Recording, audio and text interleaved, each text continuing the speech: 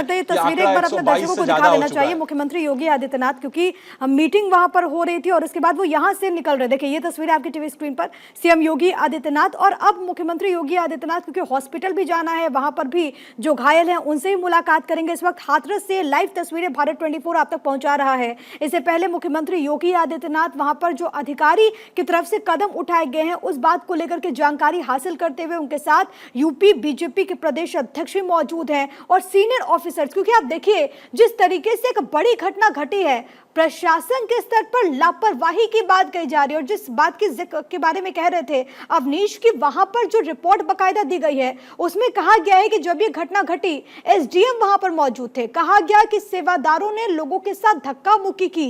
लेकिन फिर प्रश्न ये उठता है कि क्या पहले से प्रशासन को मालूम नहीं था?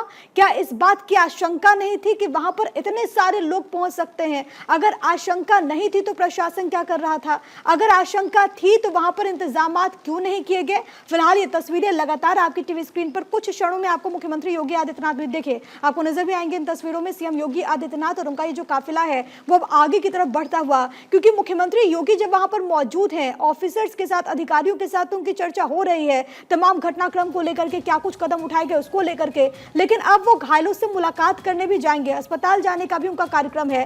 12:30 बजे जैसा अवनीश ने कहा कि हेलीपैड पर मीडिया से ही बात करेंगे सीएम योगी, क्या कहते हैं वो देखना बहुत अहम। लेकिन इन्हीं तस्वीरों के साथ एक बार फिर से अपने सहयोगियों का हम रुख करते हैं। और अवनीश वो यही सवाल है, क्योंकि आप जिस बात का जिक्र कर रहे हैं और शायद ही कोई होगा, क्योंकि पश्चिम यूपी की अगर हम बात करें, चाहे वो हाथरस हो, मथुरा हो, आगरा हो, ये काफी प्रभाव वाले क्षेत्र माने जाते हैं इस बाबा के। अब वहां पर जब भी कार्यक्रम होता है तो बड़ी संख्या में लोग पहुंचते हैं, अनुयायी पहुंचते हैं। क्या हाथरस प्रशासन को ये नहीं मालूम था कि स्थितियां ऐसी हो सकती है? अगर नहीं मालूम था तो फिर प्रशासन क्या था, वहां पर क्या कर रहा था? और अगर मालूम था तो इंतजामात क्यों नहीं थे?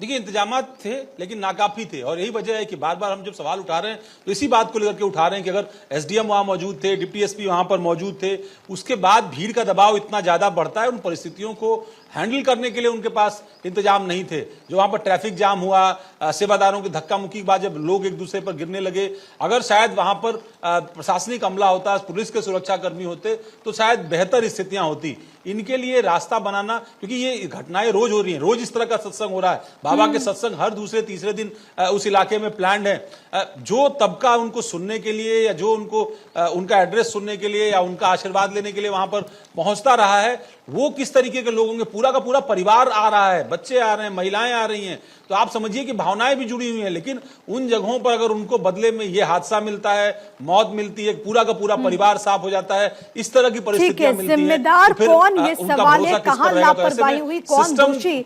जाहिर है कि यहाँ पर कार्रवाई होगी और इंसाफ मिलेगा। अवनीश और वसीम हमारे साथ बने रहिएगा, मैं लौटूंगी लेकिन एक ब्रेक के पहले वसीम आपके पास आते हुए, आपके पास क्या अपडेट है? अलीगढ़ में इस वक्त क्या कुछ चल रहा है? क्योंकि इस पूरे मामले में कई अलीगढ़ के भी लोग हैं जिनकी जान जा चुकी है।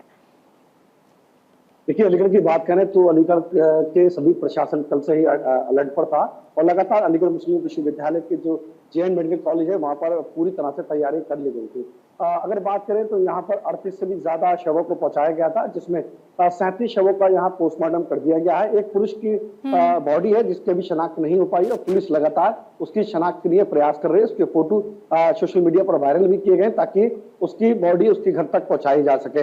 फिलहाल अगर मरीजों की बात करें तो यहाँ 25 से भी ज्यादा मरीज हैं जिनका लगातार उपचार चल रहा है। ठीक है, बहुत लोगों की वहां पर शिनाख्त नहीं हो पाई है, वो भी एक बड़ी चुनौती है।